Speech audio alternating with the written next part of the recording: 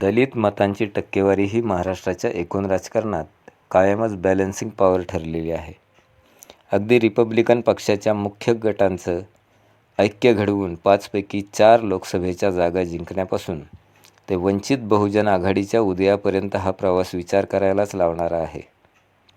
दलित एक गठ्ठा मतदान घेण्याची ताकद आजपर्यंत तरी कुठलेही दलित नेतृत्व सिद्ध करू शकलेलं नाही. त्यातल्या त्यात वंचितच्या माध्यमातून प्रकाश आंबेडकरांनी जो सोशल इंजिनिअरिंगचा फॉर्म्युला वापरला तो यशस्वी होताना दिसतो. 18 पगड जातींचे एकीकरण व त्याला मुस्लिम मतांची जोड हा सत्तेचा राजमार्ग आहे, हे यापूर्वीच प्रकाश आंबेडकर यांनी अकोला पॅटर्नवरून सिद्ध केलं आहे. उत्तर प्रदेशात तर हाच फॉर्म्युला एक हाती सरकार आणण्यासाठी दणदणीत यशस्वी झाला होता.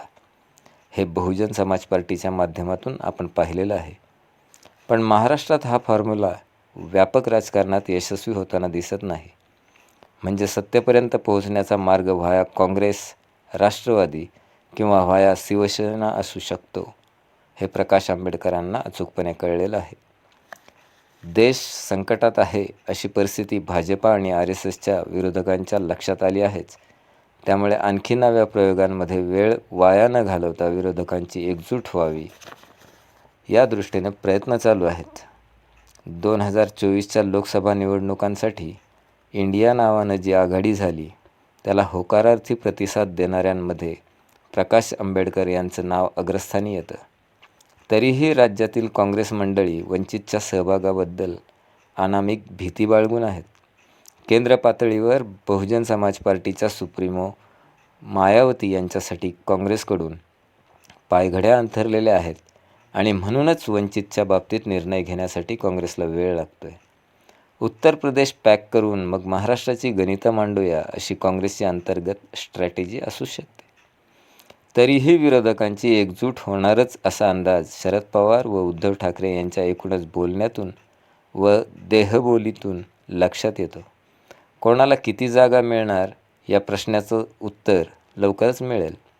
पण गांधी, नेहरू, डॉक्टर आंबेडकर हे सूत्र मांडणारी काँग्रेस असो किंवा फुले शाहू आंबेडकरी विचारांचा वारसा सांगणारी राष्ट्रवादी असो, महाराष्ट्रात बॅलन्सिंग पॉवर असणारी दलित ताकद दुर्लक्षून चालणार नाही हे त्यांना चांगलं माहीत आहे. राष्ट्रवादीचे शरद पवार व शिवसेनेचे उद्धव ठाकरे यांच्या पाठीशी सहानुभूतीची लाट आहे हे अनेक सर्वेमधून समोर येत आहे.